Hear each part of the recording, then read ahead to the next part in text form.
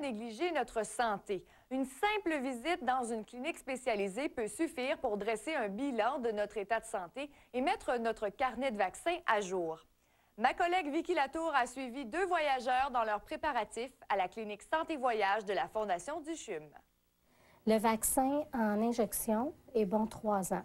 De récentes données démontrent que seulement 20 des voyageurs québécois sont allés dans une clinique Santé Voyage avant de s'envoler vers le sud.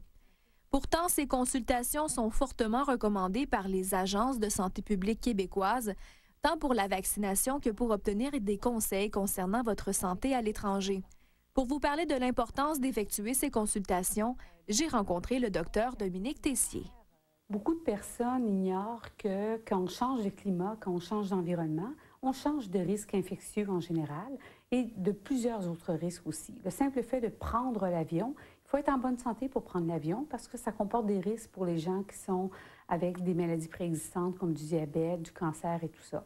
Il y a des maladies qu'on ne retrouve pas au Canada, qui sont très fréquentes, qu'on retrouve peu au Canada, qui comportent un risque très important pour les voyageurs. Ce qui est le plus important, c'est de mettre à jour les vaccinations de base qu'on recommande même aux Canadiens qui ne quittent pas le Canada.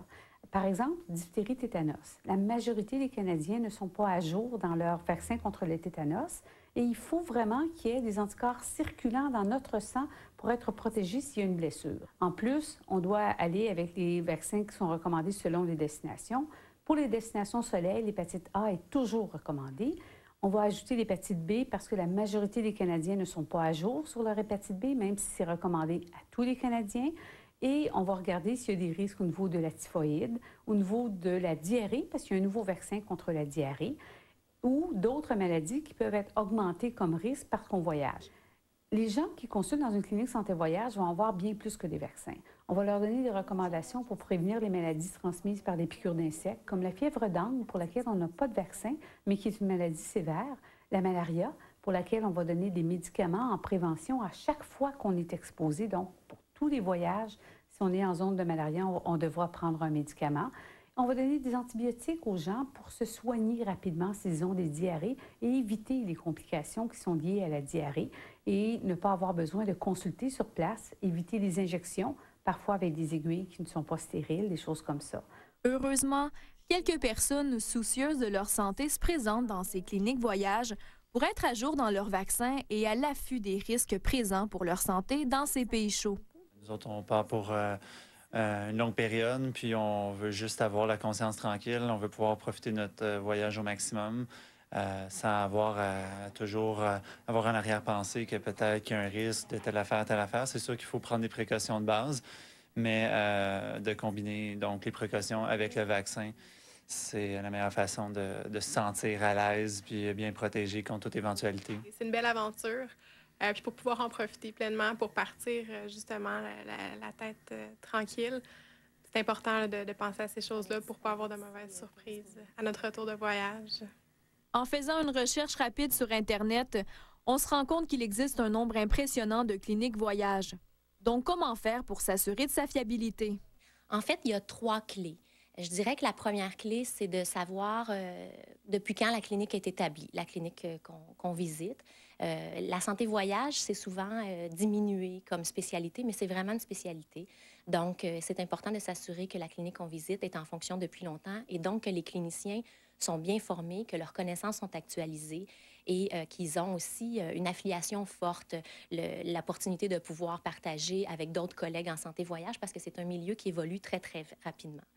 L'autre chose, c'est de s'assurer que l'offre en vaccination, c'est une offre complète.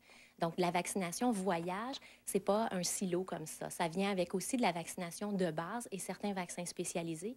Et c'est important de s'assurer que la clinique qu'on visite peut nous protéger à tout point de vue parce que tout ça, c'est croisé. Ça va vraiment ensemble.